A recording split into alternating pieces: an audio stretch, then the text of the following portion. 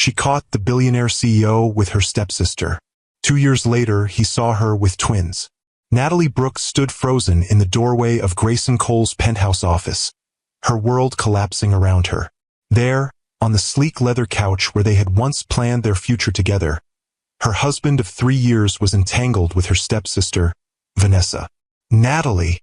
Grayson jerked away, his usually composed face contorting with shock. This isn't. How long?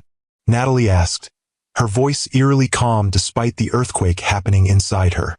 Vanessa at least had the grace to look uncomfortable, smoothing her skirt as she stepped away from Grayson. Nat, this isn't what you think. How long? Each word was carved from ice. 3 months, Grayson admitted, his face ashen. Natalie, please, we need to talk about this. 3 months. The entire time she had been worrying about their marriage, missing him, planning their anniversary surprise, he had been with her stepsister. The 2 people she trusted most in the world had been lying to her face, making her doubt her own perceptions. Without another word, Natalie turned and walked out, ignoring Grayson's calls, Vanessa's tearful explanations. In the elevator, in the taxi, in the apartment they had shared for 3 years, she moved with mechanical precision, packing essentials, withdrawing cash, arranging for a rental car. By nightfall, she was gone, driving west with no destination in mind except away. Away from the betrayal, away from the humiliation, away from the life she had believed in so completely. What she didn't know, couldn't know, as she crossed state lines in the dark, was that she wasn't leaving alone. The child she and Grayson had been trying for, the family they had planned to build, was already beginning. A new life, taking form inside her even as her marriage crumbled to dust. 2 years would pass before Grayson Cole discovered what he had truly lost that day. 2 years before he would stand face to face with Natalie again and see his son for the first time. 2 years before the real battle would begin. Have you ever discovered that the 2 people you trusted most in the world were betraying you behind your back? That gut-wrenching moment when everything you believed about your life suddenly reveals itself as a carefully constructed lie? If you've ever experienced that kind of betrayal, hit that like button right now. And if you believe that some actions have consequences that can never be undone, subscribe to Timeless Love Tales with Mr. Harrison for more stories that explore the complex terrain of love, betrayal, and redemption. I'm Mr. Harrison, and today I'm sharing the remarkable story of how one woman's discovery of her husband's infidelity led to a chain of events that would change multiple lives forever. It's a tale of betrayal and new beginnings, of secrets kept and truths revealed, and ultimately, of the price we pay for the choices we make. Natalie Brooks never intended to fall in love with Grayson Cole. When she first encountered the billionaire CEO at a charity gala in Manhattan, she had dismissed him as another entitled businessman. Handsome, certainly, with his sharp gray eyes and commanding presence, but not someone who would understand her world. At 26, Natalie was focused on building her career as an environmental scientist, passionate about conservation and suspicious of corporate power. Grayson Cole, with his vast real estate empire and reputation for ruthless business tactics, represented everything she distrusted.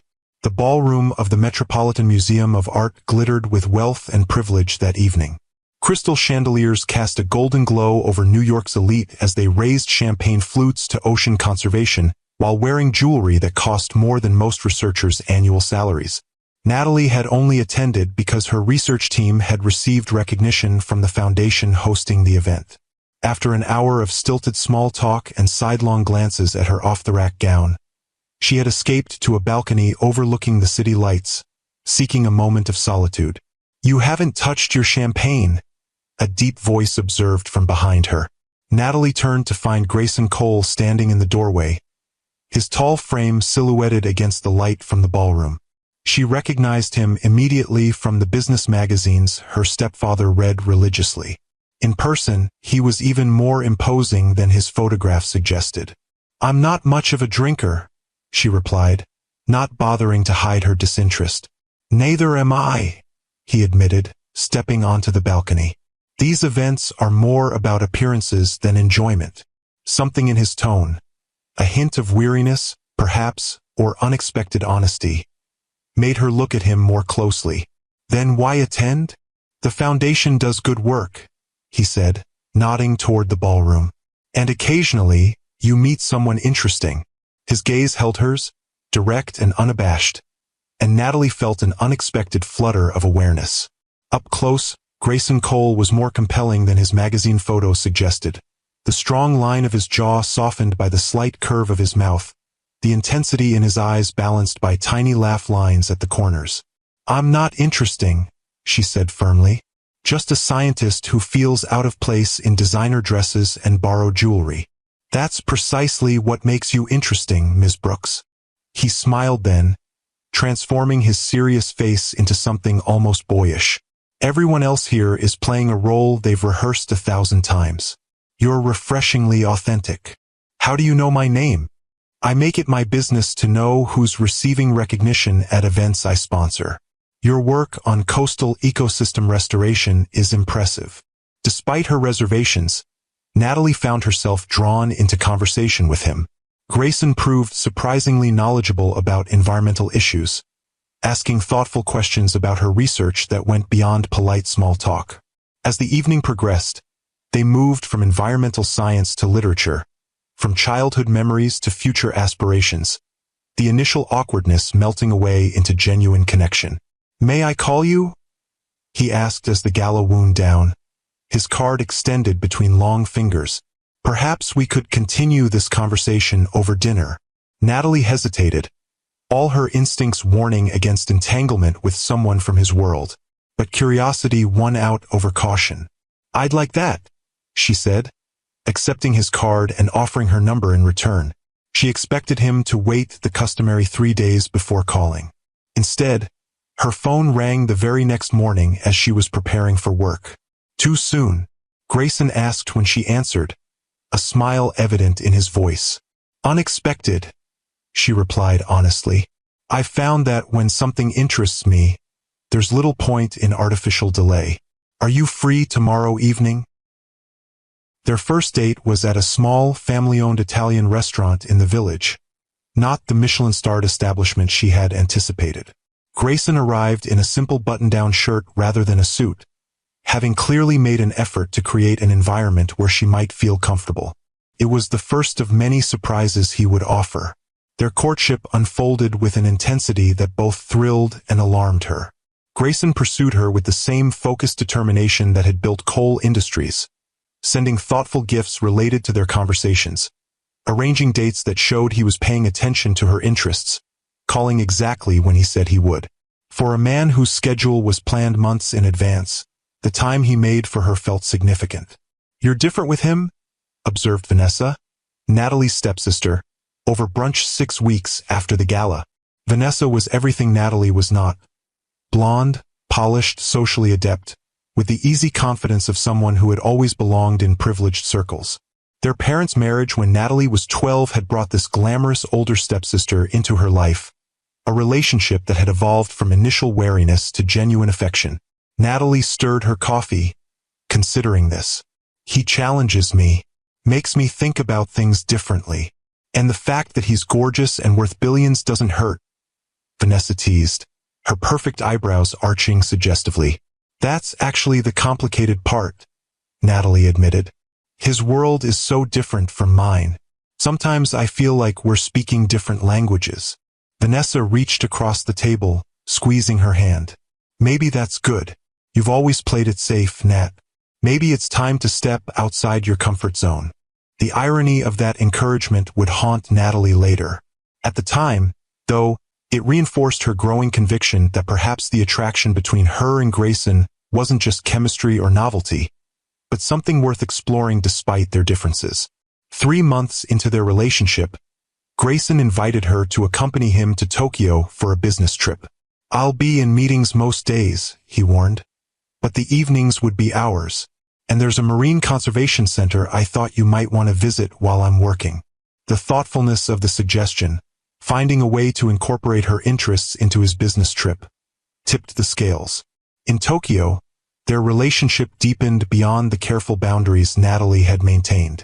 Away from New York, away from their respective worlds, they found a connection that transcended their differences. Their hotel suite overlooked the glittering Tokyo skyline, the city a tapestry of lights stretching to the horizon.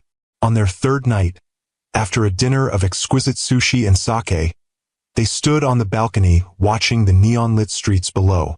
"I've never felt this way about anyone," Grayson confessed, his arms encircling her from behind. "You make me want to be better, Natalie, to build something meaningful, not just profitable." "I'm not trying to change you," she said, leaning into his embrace. "I know. That's precisely why you do." He turned her to face him, his expression more vulnerable than she had ever seen it. "I love you. I think I have since that first night on the balcony." The words hung between them, weighted with significance. Natalie had been careful with her heart, had built walls around it after watching her mother's devastating heartbreak when her father left.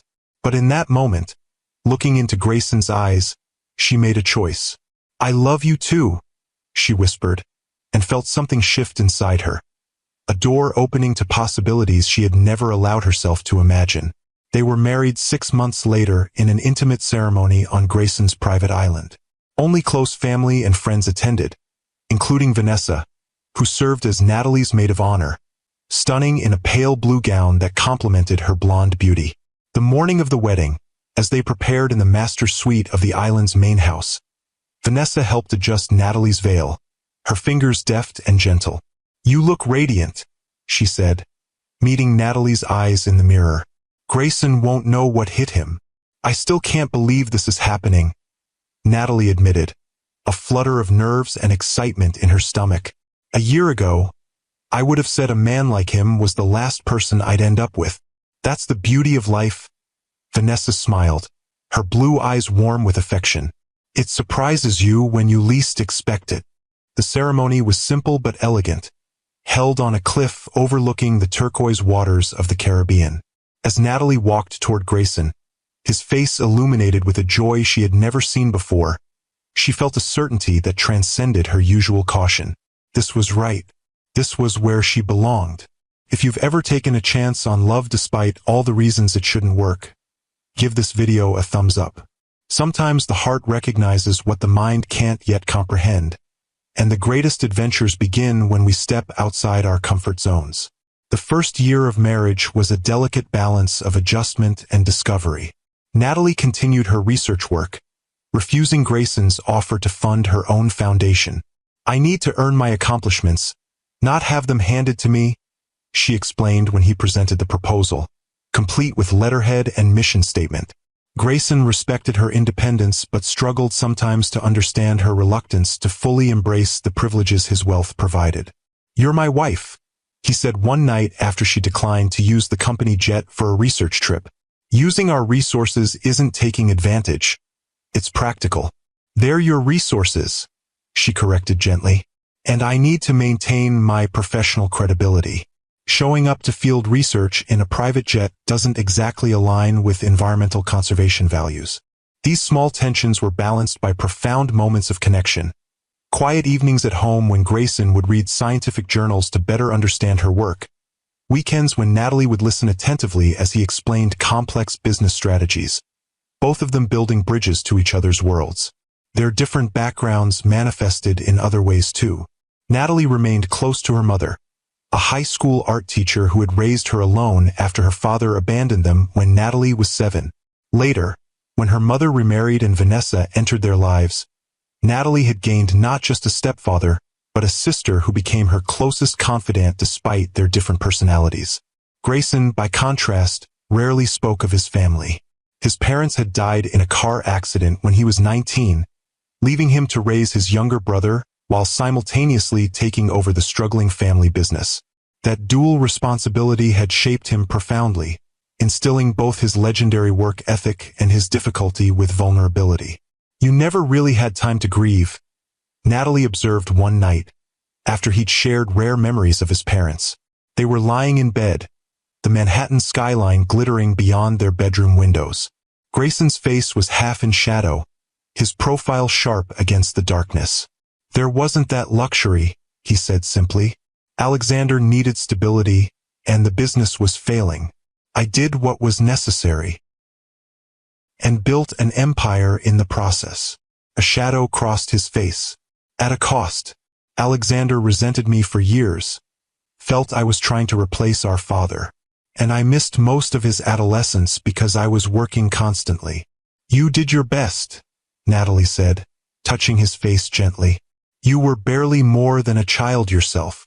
Perhaps, he acknowledged. But I've learned that intentions don't matter as much as impact. Something to remember if we ever have children of our own. The subject of children became more frequent in their conversations as they approached their second anniversary. Natalie, initially hesitant about motherhood given her career ambitions, found herself increasingly drawn to the idea of building a family with Grayson. You'd be an amazing father, she told him one morning as they watched their friend's toddler playing in the garden of their Hamptons home. Patient but firm, like you are with your junior executives. He laughed, pulling her close. I'm not sure managing a multinational corporation is quite the same as raising a child. No, she agreed. But the core qualities are similar. Consistency, fairness, the ability to see potential and nurture it. Something shifted in Grayson's expression. A softening, a vulnerability that still emerged rarely. With you as their mother, our children would have everything that matters. Your compassion, your integrity, your brilliant mind. They began trying for a baby that month, adding a new dimension of intimacy to their relationship. Natalie found herself dreaming of a child with Grayson's determined gray eyes and her own unruly dark curls. A perfect blend of them both. As their third anniversary approached, however, subtle changes began to appear in their carefully balanced life. Grayson was working longer hours, preoccupied with a major expansion into Asian markets. Natalie was deep in a crucial phase of her research, often returning home late from the lab. They were like ships passing in the night, connected by brief conversations and hasty kisses. The penthouse that had once felt like a sanctuary began to feel like a way station, a place where they both briefly paused before returning to their separate worlds.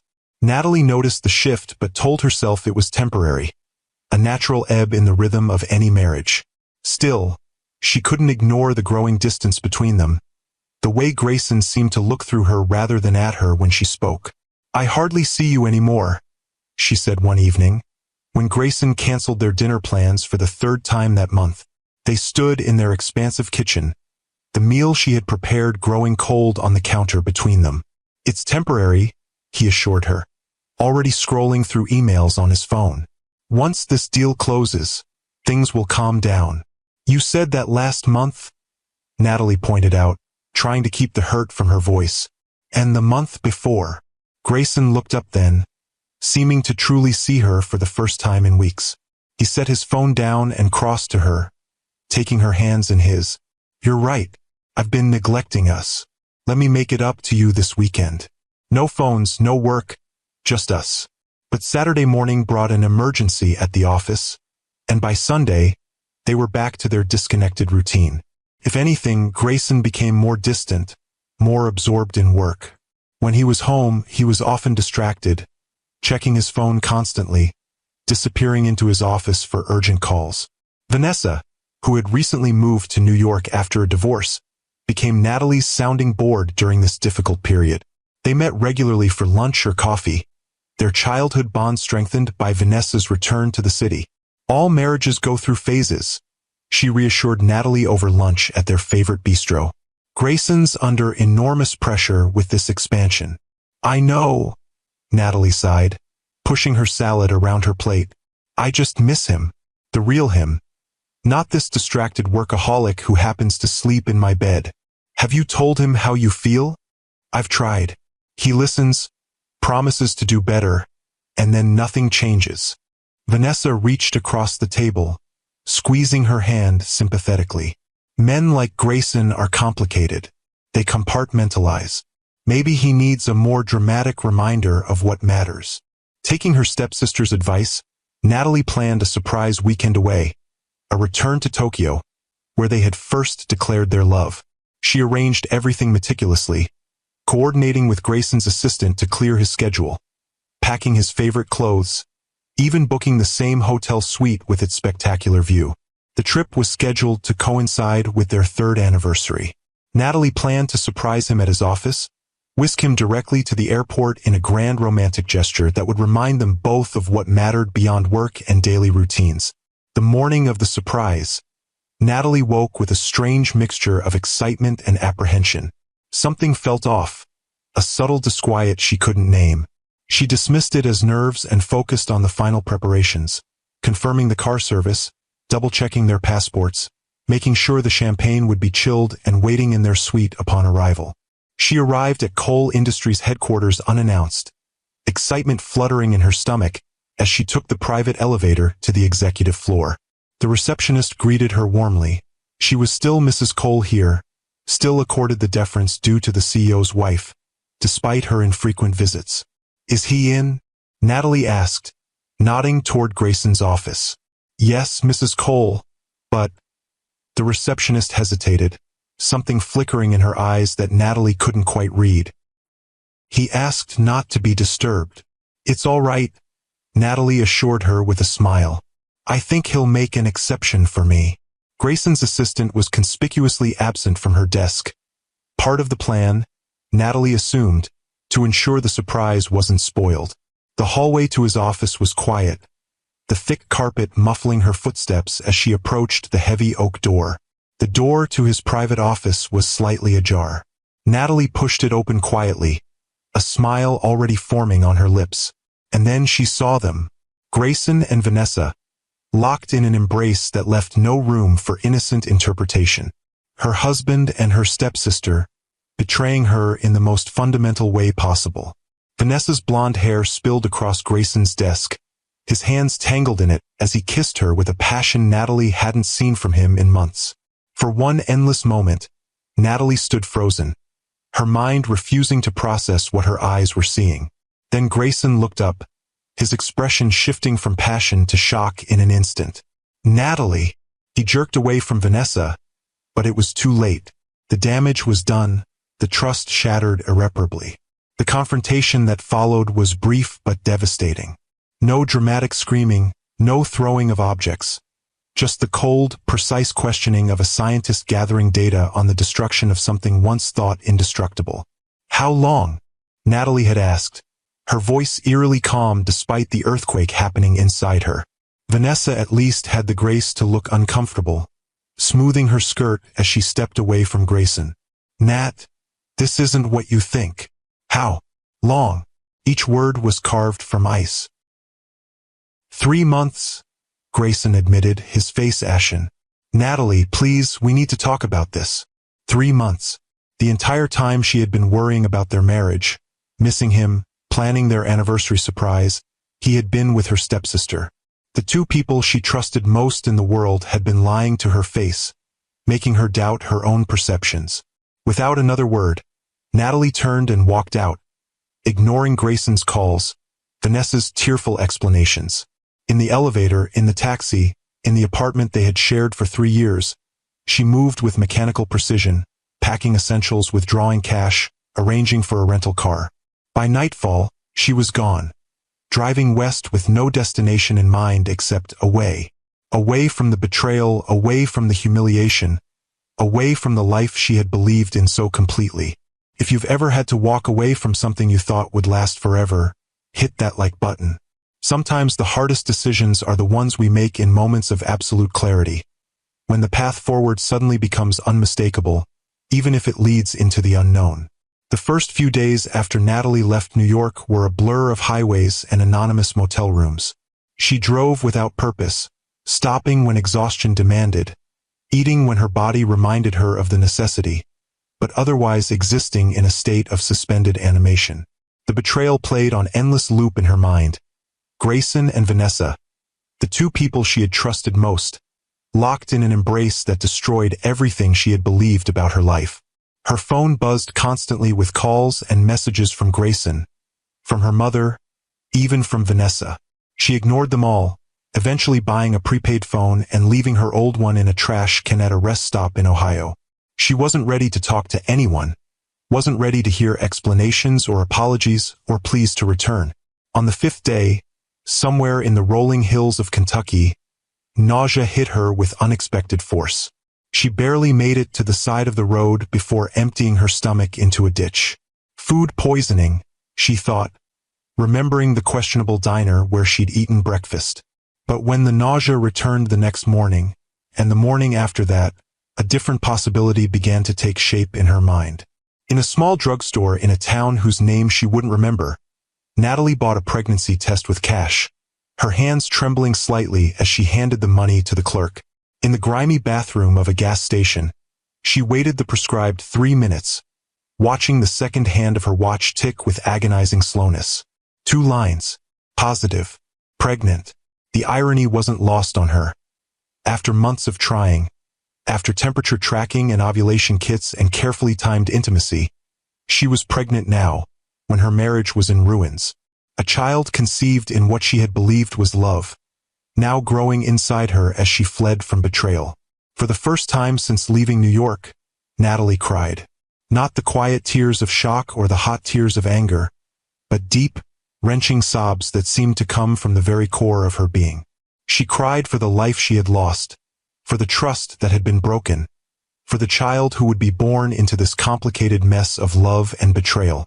When the tears finally subsided, Natalie looked at herself in the spotted mirror of the gas station bathroom. Her face was blotchy, her eyes swollen, but something had shifted in her expression. A determination, a resolve that hadn't been there before. "We'll be okay," she whispered, one hand resting on her still flat stomach. "Whatever happens, we'll figure it out together." That night, in a slightly better motel room than she'd been staying in, Natalie made a plan. She couldn't keep driving aimlessly. She needed stability, healthcare, a place to prepare for the baby. And she needed to be somewhere Grayson wouldn't easily find her. At least not until she had figured out what she wanted, what was best for her child. She remembered a small coastal town in Oregon where she had conducted research during graduate school. Pacific Grove was far from New York, both geographically and culturally, with a close-knit community and a slower pace of life. It had a decent hospital, affordable housing, and most importantly, no connections to her life with Grayson. 2 days later, she arrived in Pacific Grove, the ocean air a welcome change from the recycled atmosphere of her car. The town was much as she remembered it.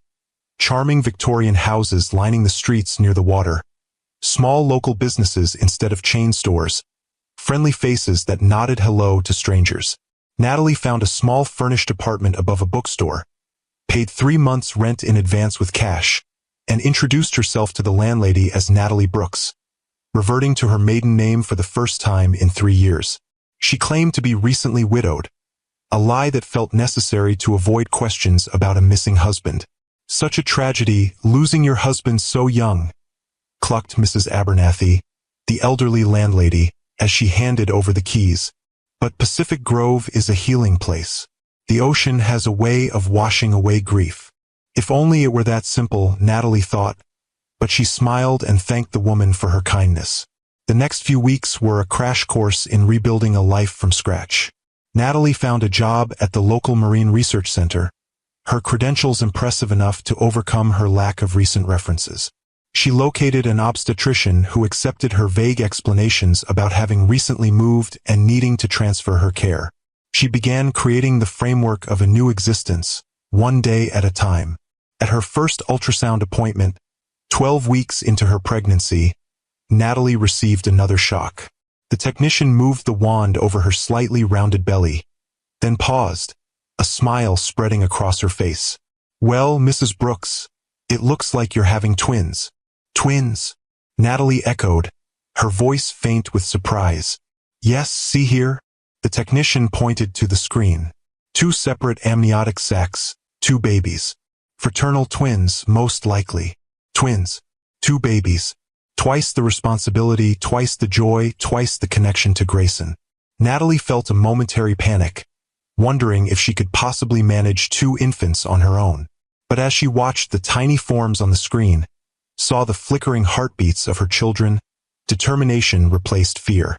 "They're perfect," she whispered, tears filling her eyes.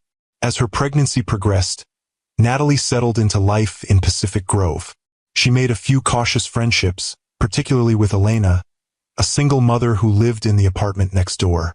She prepared for the twins' arrival with methodical care, scouring thrift stores for baby equipment, reading everything she could find about twin pregnancies and newborn care.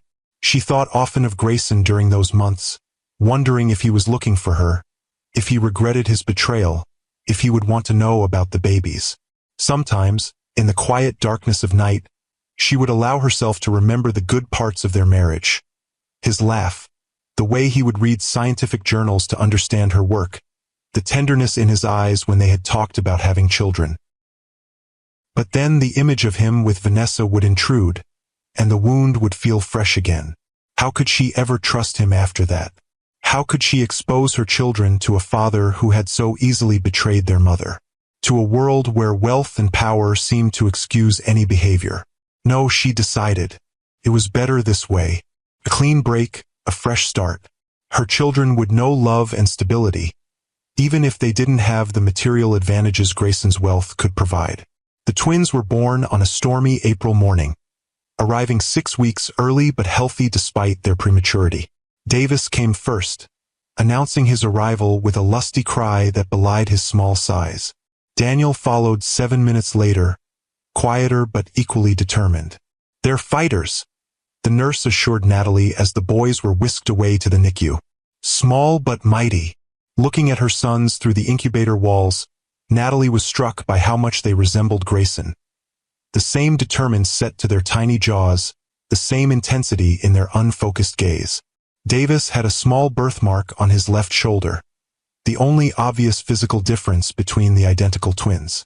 "Your husband must be so proud," another nurse commented as Natalie sat between the incubators, one hand reaching into each to touch her sons. "He's not in the picture," Natalie replied, the lie coming easier with practice.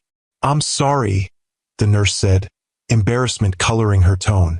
"I shouldn't have assumed." "It's all right," Natalie assured her. "We're going to be fine, the three of us." And somehow, against considerable odds, they were.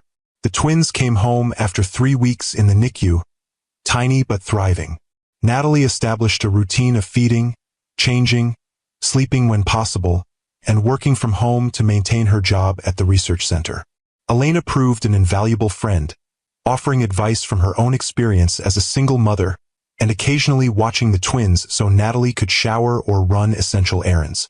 The first year passed in a blur of milestones. First smiles, first teeth, first words, first steps. Davis was always slightly ahead, the more adventurous of the two, while Daniel observed carefully before attempting new skills. They were different in temperament but united in their bond, often communicating in what seemed like a private language only they understood. Natalie took thousands of photos, documenting every moment of their development. Sometimes, looking at these images, she would feel a pang of guilt that Grayson was missing all of this. But then she would remember the look on his face when she caught him with Vanessa, and the guilt would dissolve into renewed resolve. She was careful about her digital footprint, avoiding social media entirely and using cash whenever possible. She had no illusions about Grayson's resources. If he was truly determined to find her, he had the means to do so. But as months passed without any sign of him, she began to believe that perhaps he had accepted her disappearance, had moved on with his life as she was attempting to do with hers. By the twins' second birthday, Natalie had created a stable, if modest, life for her little family. She had been promoted at the research center, allowing them to move to a small house with a yard where the boys could play. They had traditions and routines, a community of friends, a sense of belonging in Pacific Grove that made New York feel like a distant dream. If you're raising children on your own, whether by choice or circumstance, give this video a thumbs up. The strength it takes to be both mother and father, to provide not just financially but emotionally for your children, is something only those who have walked that path can truly understand. It was a crisp autumn afternoon when Natalie's carefully constructed new life collided with the past she had fled. She was pushing the twins in their double stroller through the farmer's market, laughing at Daniel's attempt to pronounce pomegranate, when she felt it, that prickling awareness at the back of her neck, the sensation of being watched. She turned, scanning the crowd with the heightened alertness of a prey animal sensing a predator. And there he was, Grayson Cole, looking both familiar and foreign in casual clothes instead of his usual bespoke suits. His dark hair was longer than she remembered, his face leaner, but his eyes, those penetrating gray eyes that had once made her heart race, were fixed on her with an intensity that made her blood run cold. Then his gaze dropped to the stroller, to the identical faces of the twin boys with his strong jaw and her warm brown eyes, and his expression transformed into something Natalie couldn't read. Something between shock, wonder, and a terrible, dawning fury. "Twins," he said, the single word carrying the weight of 2 years of secrets and lies. Natalie instinctively stepped between him and the stroller. "You need to leave. They're mine." It wasn't a question. "They're mine," she corrected, her voice steady despite the earthquake happening inside her. "You lost any claim to them the moment I found you with my sister." People were beginning to stare, curious about the tension crackling between the beautiful young mother and the imposing man blocking her path. Grayson noticed too, his business instincts kicking in. Public scenes were bad for the Cole Industries brand. "We need to talk," he said, lowering his voice. "Privately. We have nothing to discuss." 2 years, Natalie." His voice was controlled, but she could hear the anger simmering beneath. 2 years you've kept my sons from me. Did you think I wouldn't find out? That I wouldn't come for them?" Fear sliced through her. This was exactly what she had dreaded since the moment she'd seen those 2 heartbeats flickering on the ultrasound screen. Grayson Cole had built a business empire through ruthless determination and limitless resources. If he wanted something, he got it. And now he wanted his sons. "How did you find me?" she asked, buying time as she calculated escape routes. A muscle twitched in his jaw. "Does it matter? I'm here now." "Mommy." Davis's small voice broke the standoff. "Who's that man?" Grayson's eyes widened at being addressed as a stranger by his own child. Something flashed across his face. Pain, perhaps, or regret, before the mask of control slipped back into place. "An old friend of Mommy's," Natalie answered quickly, forcing a smile. "And we're done talking now. Say goodbye, boys." "Goodbye." The twins chorused obediently, waving small hands. Grayson didn't move from her path. "This isn't over, Natalie. Not by a long shot." "It was over the moment I walked into that office," she replied, her voice low enough that only he could hear. "Now get out of my way before I start screaming and create exactly the kind of scene Cole Industries PR team would hate to manage." For a moment she thought he might refuse. Then, with deliberate slowness, he stepped aside. "I'll be in touch. Soon." Natalie pushed the stroller past him, her heart hammering against her ribs, her legs threatening to give way beneath her. She didn't look back, didn't slow down until she had reached their small house 6 blocks away. Only then, with the door locked and the twins distracted by their favorite cartoon, did she allow herself to fall apart. Because she knew Grayson Cole, knew his determination and his resources. And she knew, with bone-deep certainty, that the battle for her children had just begun. If you believe that some mistakes can never be truly undone, that some betrayals cut too deep for forgiveness, hit that like button. And if you're wondering what happens when an unstoppable force meets an immovable object, when a billionaire's determination collides with a mother's fierce protection, subscribe to Timeless Love Tales with Mr. Harrison. The legal documents arrived 3 days later, delivered by a courier who looked uncomfortable handing over the thick envelope. Inside was a petition for paternity testing and shared custody, along with a personal note in Grayson's precise handwriting. "I've given you time to consider our situation rationally. My lawyer will contact yours to arrange the paternity test, though we both know what it will show. I have no desire to separate the boys from their mother, but make no mistake, I will be part of my sons' lives. The choice of how difficult this process becomes is entirely yours." Gee. Natalie read the note twice, her hands trembling with a mixture of fear and rage. The audacity of it, the cool presumption that she would simply acquiesce to his demands after what he had done. As if her disappearance had been an emotional overreaction rather than a desperate act of self-preservation. She called the only lawyer she knew in town, a woman who had helped with her name change and relocation when she first arrived in Pacific Grove. The news wasn't good. He's got the best family law team in the country, Miranda explained gently over coffee at her small office. And frankly, the courts don't look kindly on mothers who conceal children from their fathers, regardless of the circumstances that led to the separation.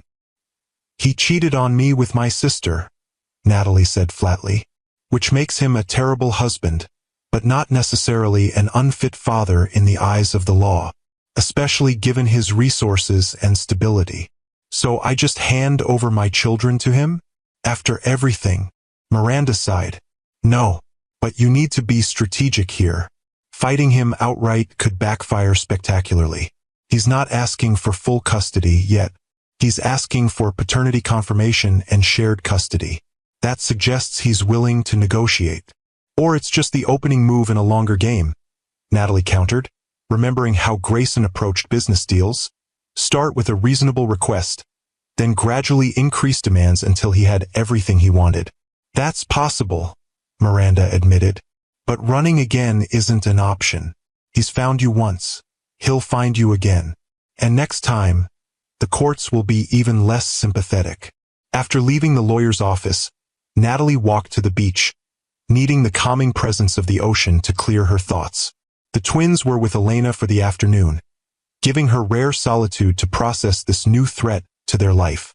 She sat on a driftwood log, watching the waves crash against the shore with relentless rhythm. How had Grayson found them? She had been so careful, using cash, avoiding social media, changing her name. Yet somehow, he had tracked them to this small coastal town thousands of miles from New York. And now he wanted his sons. The sons he hadn't known existed until 3 days ago. The sons who had never heard his name, never seen his face, never felt his embrace. What right did he have to suddenly appear and demand a place in their lives? But even as she asked the question, Natalie knew the answer. Biologically, legally, Grayson had rights as their father. Rights that no court would completely deny, regardless of his betrayal of their mother. The realization settled over her like a heavy blanket. She couldn't run again. She couldn't keep the twins from Grayson indefinitely. The only question was how to navigate this new reality in a way that protected her sons from the fallout of adult mistakes. That evening, after the twins were asleep, Natalie sat at her small kitchen table, watching them on the baby monitor. They slept as they always did. Davis sprawled across his bed like a starfish, Daniel curled on his side, one hand reaching toward his brother even in sleep.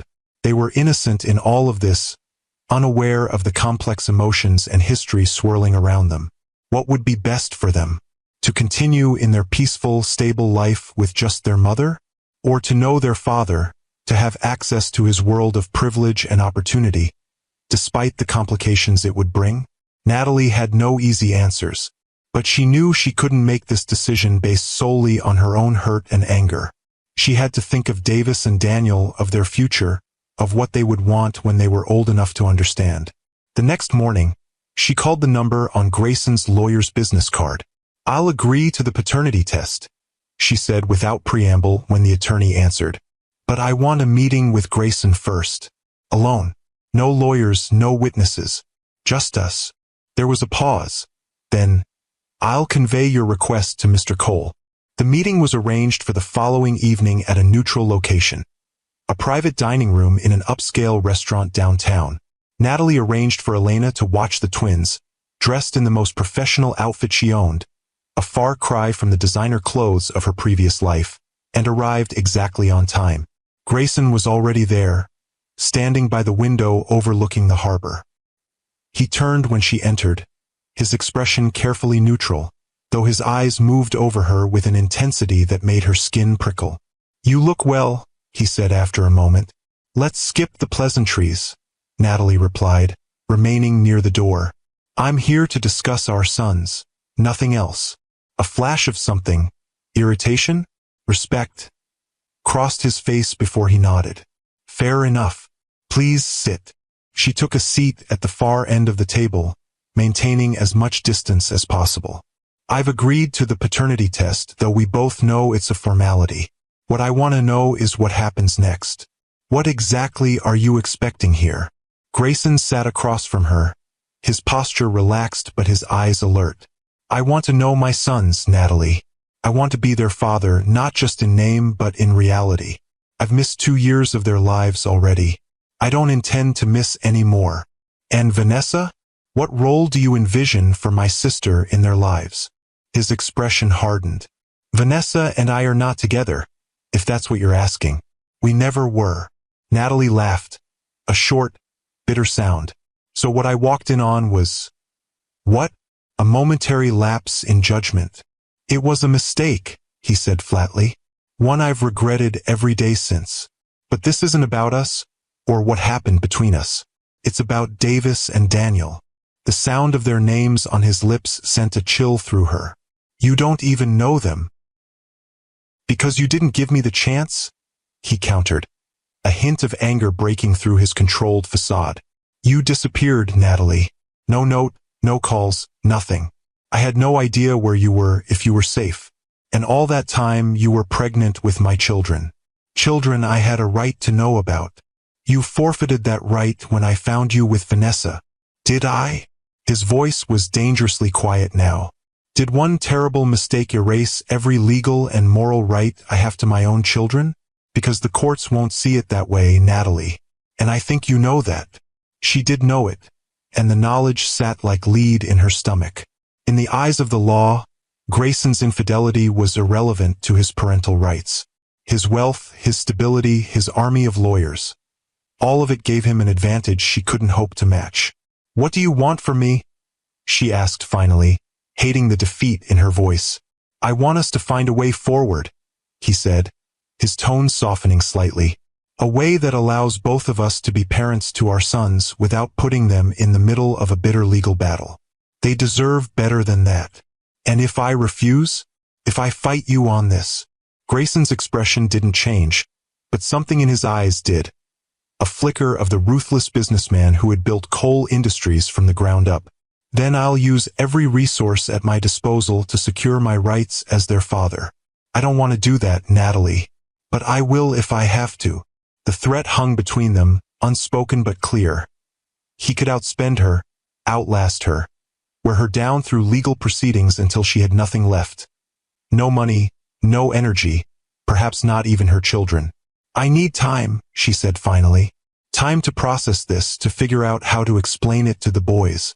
They don't know you. They've never asked about their father because they're too young to understand what they're missing. You can't just walk into their lives and expect them to accept you overnight. Grayson studied her for a long moment, then nodded. A week. I'll give you a week to prepare them. Then I want to meet my sons, Natalie. Not as a stranger, but as their father. It wasn't enough time. How could any amount of time be enough to prepare 2-year-olds for such a monumental change? But it was all she was going to get, and they both knew it. 1 week, she agreed, rising from her chair. And Grayson, if you hurt them, if you use them as pawns in some game between us, I will never forgive you. And neither will they, once they're old enough to understand. His expression softened, showing a glimpse of the man she had once loved. I would never hurt them, Natalie. Whatever you think of me now, you have to believe that. She wanted to believe him, part of her, the part that remembered how tenderly he had once held her, how passionately he had once spoken of wanting a family. Wanted to believe that he could be the father her sons deserved. But the other part, the part that had walked in on his betrayal, that had spent 2 years building a life without him, remained wary. We'll see, was all she said before walking out the door. The week passed in a blur of anxiety and preparation. How do you explain to 2-year-olds that the father they've never known is suddenly entering their lives? Natalie consulted child psychologists, read parenting books, and ultimately decided on a simple, age-appropriate approach. Remember how we read stories about families? She asked the twins as they sat on her lap for their bedtime story the night before Grayson was scheduled to visit. Some families have a mommy and a daddy who live together, and some have a mommy and daddy who live in different houses. Like Leo, Davis said, referring to a friend from their playgroup whose parents were divorced. That's right, like Leo, Natalie confirmed, her heart aching at how quickly they grasped the concept. Well, you have a daddy too. He's been away for a long time, but he wants to meet you now. Where was he? Daniel asked, his small brow furrowed in confusion. Natalie had prepared for this question, had rehearsed an answer that wouldn't demonize Grayson but wouldn't lie either. He was working far away, but now he's back, and he wants to know you both. Will he bring presents? Davis asked, practical as always. Despite her anxiety, Natalie smiled. I don't know, sweetheart. Maybe.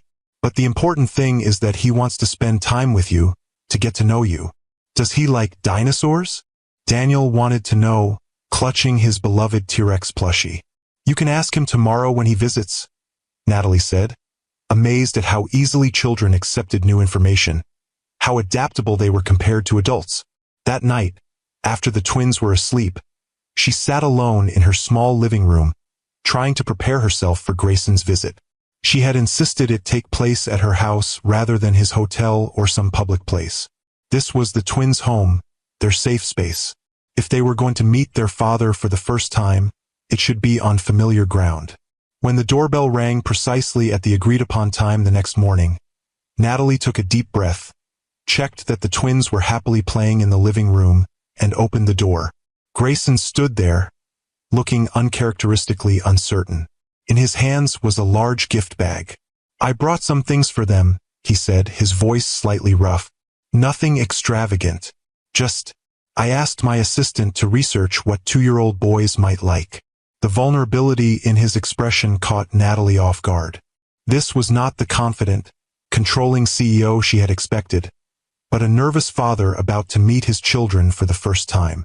They're playing in the living room, she said, stepping back to let him in. I've told them a little about you, but they're 2. Their attention span is limited, and they might be shy at first. Grayson nodded, following her into the modest house. He looked out of place here, his expensive casual clothes and commanding presence at odds with the simple, homey surroundings. But when his gaze fell on the twins, everything else seemed to fade away. Davis and Daniel were building a tower with wooden blocks, their dark heads bent in concentration, their small hands working in the synchronized rhythm they often displayed. They looked up at the sound of footsteps, their identical faces curious but not alarmed by the stranger's presence. Boys, Natalie said, keeping her voice calm and positive. This is your daddy. He's come to meet you. Grayson crouched down to their level, his movements careful, as if approaching wild animals he didn't want to startle. Hello, Davis. Hello, Daniel, he said softly. I'm very happy to meet you. The twins looked at him with identical expressions of assessment, then glanced at their mother for reassurance. When Natalie nodded encouragingly, Davis, always the bolder of the two, spoke first. Are you really our daddy? Yes, Grayson answered, his voice steady despite the emotion Natalie could see in his eyes. I am. Where were you? Daniel asked, echoing his question from the night before. I was. Grayson hesitated, looking to Natalie for guidance. Working far away, she supplied, the agreed-upon explanation. Yes, he confirmed. But I'm here now, and I'd like to get to know you both. Would that be okay? The twins considered this with the serious deliberation they applied to all new situations. The twins considered this with the serious deliberation they applied to all new situations. Then Davis pointed to the gift bag Grayson still held. What's in there? A smile broke across Grayson's face, relief evident in the relaxing of his shoulders. Some things I thought you might like. Would you like to see? Both boys nodded eagerly, their natural curiosity overcoming any lingering wariness. Grayson set the bag down between them and watched as they explored its contents. 2 identical stuffed dinosaurs, some picture books, and a set of wooden cars. Dinosaurs! Daniel exclaimed, clutching the plush T-Rex to his chest. How did you know? A lucky guess, Grayson said, his eyes meeting Natalie's briefly over the boys' heads. What followed was an hour of cautious interaction, the twins gradually warming to this new person in their lives, showing him their toys, their drawings, their small world. Grayson followed their lead with a patience Natalie had rarely seen from him, answering their endless questions, admiring their block constructions, reading when they brought him books, watching him with their sons, Natalie felt a confusing mixture of emotions. There was the expected anger and resentment, still raw despite the passage of time. But there was also an unexpected pang of something like regret. Not for leaving, but for the fact that circumstances had made leaving necessary. In another reality, one where trust hadn't been shattered, this scene of father and son's bonding would have been a joyful milestone rather than a complicated negotiation. "They're extraordinary," Grayson said quietly when the twins had finally tired of showing off and returned to their blocks. He and Natalie sat at the small kitchen table, watching the boys play. "You've done an amazing job with them." "They made it easy," Natalie replied. "They're good boys.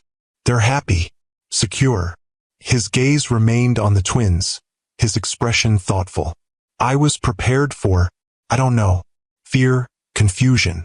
But they're so well adjusted. Children are resilient when they feel safe and loved." Grayson nodded, then finally looked at her directly. "I want to be part of their lives, Natalie. Not just occasional visits or holidays. Real involvement." "And how exactly would that work? Your life is in New York. Ours is here." "I've been thinking about that." He leaned forward slightly, his voice low enough that the twins couldn't hear.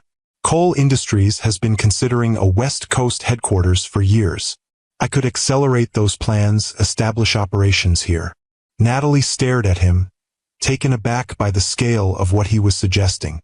"You would relocate your entire company for this?" "For them." He glanced at the twins. "Yes," without hesitation. The conviction in his voice was unmistakable.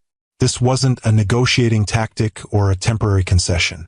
This was Grayson Cole, the man who had built an empire through sheer determination, applying that same focus to fatherhood. "What about Vanessa?" Natalie asked, the question that had been hovering between them since their reunion. A shadow crossed his face. "That ended the day you left. It was never." He paused, seeming to search for the right words. "It wasn't what you think. Not an affair, not a relationship. It was a mistake. A terrible, inexcusable mistake that cost me everything that mattered. You expect me to believe it was just one time?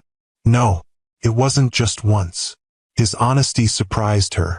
"It happened 3 times over those 3 months. Always when I was working late, always when I was stressed about the Asian expansion." "I'm not offering excuses, Natalie. There is no excuse. But it wasn't an ongoing affair, and it certainly wasn't love. Does that make it better? No, nothing makes it better. I betrayed you in the worst possible way, with someone you trusted. I can't undo that. All I can do is try to be a better man now, for our sons." Natalie was silent for a long moment, watching the twins play. They had already accepted Grayson's presence with the easy adaptability of childhood, incorporating this new person into their world without the weight of history and betrayal that colored her own perspective. "I need to think about all this," she said finally. "About what arrangement would be best for Davis and Daniel." "Of course." Grayson stood, understanding that their time was up for today. "May I see them again tomorrow?" Natalie nodded. "They'll be expecting you now." "But Grayson, this doesn't mean I've forgiven you, or that I trust you." "I know." He looked at her with an intensity that reminded her of their early days together. "But I hope someday you might. Not for my sake, but for theirs. They deserve parents who can at least be civil to each other." After he left, after the twins had been put to bed with excited chatter about their new daddy and his promised return tomorrow, Natalie sat alone on her porch, watching the stars emerge over the Pacific.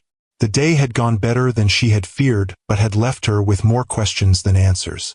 Could she truly co-parent with Grayson after everything that had happened? Could she set aside her own hurt and anger for the sake of her sons? And if Grayson did relocate to Pacific Grove, how would that change the delicate balance of the life she had built here? There were no easy answers, no clear path forward.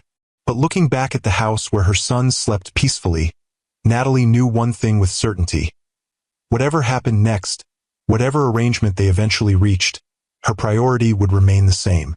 Davis and Daniel deserved the best of both their parents, deserved to grow up knowing they were loved unconditionally, regardless of the complicated history between the adults in their lives. The next morning, as she prepared breakfast for the twins, her phone chimed with a text from Grayson. "Thank you for yesterday, for giving me the chance to meet them. They're everything I could have hoped for and more. I'll be there at 10 as agreed." Reading the message, Natalie felt something shift inside her. Not forgiveness, not yet, but perhaps the first tentative step toward a new understanding. The man who had betrayed her 3 years ago and the father who had sat patiently building block towers with his sons yesterday were the same person, with all the complexity and contradiction that entailed. People could change. She had changed in these past 2 years, growing stronger, more resilient, more certain of her own worth. Perhaps Grayson had changed too. The shock of losing his family forcing him to confront parts of himself he had previously ignored. Only time would tell if that change was genuine and lasting. Only time would reveal whether they could build a new kind of relationship, not as husband and wife, but as parents committed to raising their sons with love and respect. As Davis and Daniel raced into the kitchen, chattering excitedly about seeing their daddy again, Natalie made a silent promise to herself and to them. She would approach this new chapter with caution but also with hope. Hope that from the ashes of betrayal, something valuable might yet emerge. Not the fairy tale she had once believed in, but something real and enduring, built on harder truths and deeper understanding. Because sometimes the most important journeys begin not with a single step, but with the courage to try again after falling. And sometimes the most meaningful relationships are not those that unfold perfectly from the start, but those that survive the harshest storms and emerge transformed on the other side. If this story resonated with you, if you believe in second chances but also in holding people accountable for their actions, hit that like button and subscribe to Timeless Love Tales with Mr. Harrison. Share your thoughts in the comments below about forgiveness, about co-parenting after betrayal, about what children truly need from the adults in their lives. Because in the end, the most powerful stories are those that remind us of our shared humanity, our capacity for both terrible mistakes and remarkable redemption. Remember, love isn't always a straight path. Sometimes it takes unexpected detours, painful lessons, and hard-won wisdom before we truly understand what matters most. And sometimes, the family we build isn't the one we initially imagined, but one that's stronger for having weathered life's most challenging storms. Until next time, this is Mr. Harrison, reminding you that every love story, even the most complicated ones, has something valuable to teach us about ourselves and the intricate, resilient nature of the human heart.